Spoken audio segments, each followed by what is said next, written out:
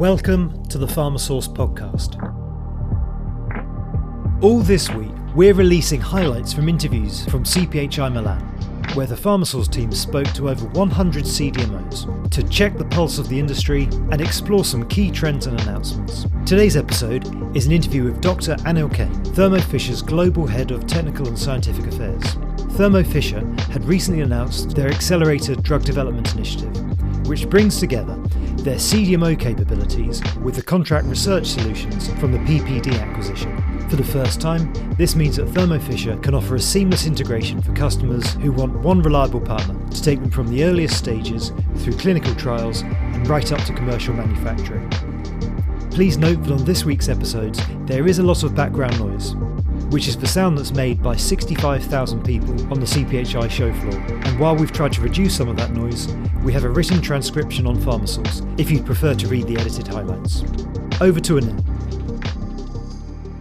So the Accelerator 360 degree CDMO CRO services is what we are launching at this CPHI.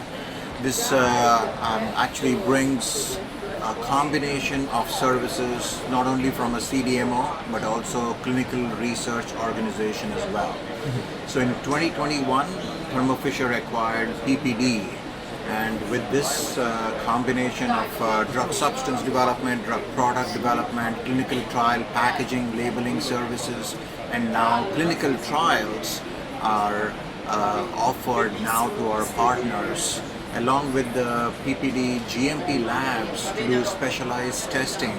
All these capabilities bring efficiency, reducing the cost and time for our partners to run drug development from very early stage in the preclinical stage all the way through clinical phases to bring through the approval and bring medicines to patients faster. Yeah.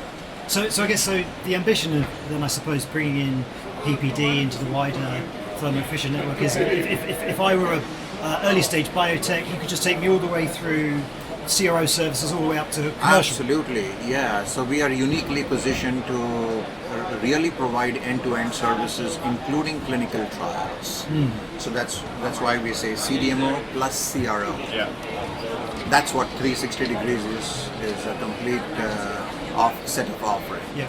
So a couple of questions with that. Firstly, are there any particular modalities which are more focused on than others? No, this concept applies to all modalities. Totally. Yeah, so whether it's a small molecule, large molecule, biologic, cell and gene therapy, because all modalities require this whole journey. And then of course approval by respective regulatory agencies. But whether it's cell and gene, whether it's viral vectors, whether it's mRNA, whether it's small molecule, biologic, etc., the same process has to be carried out, testing the safety, efficacy, dose finding, proving that it's effective in patients, starting with small number of patients and then with larger clinical studies, and going through all the CMC regulatory submissions and getting the approvals. That's what we as a company now are able to offer, the entire services, including the regulatory services, while we help our clients even put documentations together. These could be for IND, NDA, etc. So that's what we are here to offer our partners, the speed, simplicity, flexibility in this process. Thank you. And so I suppose with anything, any organisation that grows both through organic growth but through M&A, it has to be more than just a rebrand. I'm just wondering, on the operational side, how do you sort of bring together the parts of the business that were PPD and the other acquisitions so that it is actually a seamless journey for the customer? Yeah, that's a great question, and bringing the expertise from one division or one branch of the offering and the other is not new to Thermo Fisher. I'll give you some examples. We have already been offering our drug substance and drug product services as combined services for many years now. Same with drug product and clinical trial packaging services together. So, and now with the clinical trial piece, we are going to be bringing together the expertise and all the project management, the logistics, and all the efficiencies in different branches of the offering together to help our clients bring speed.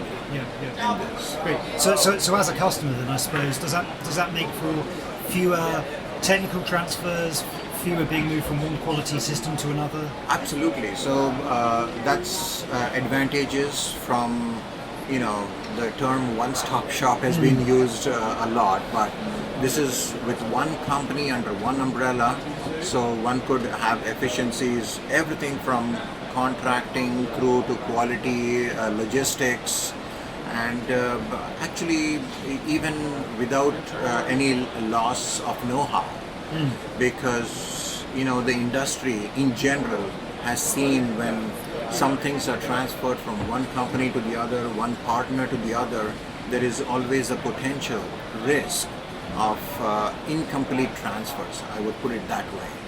So this is within one company, so the people within the two divisions or experts can be brought together much easier than bringing or trying to bring experts from multiple organizations. Yeah, and hopefully less competitive as well. Absolutely. There are confidentiality situations or other legal situations when between organizations, and the tech transfers or know-how transfers are not that seamless.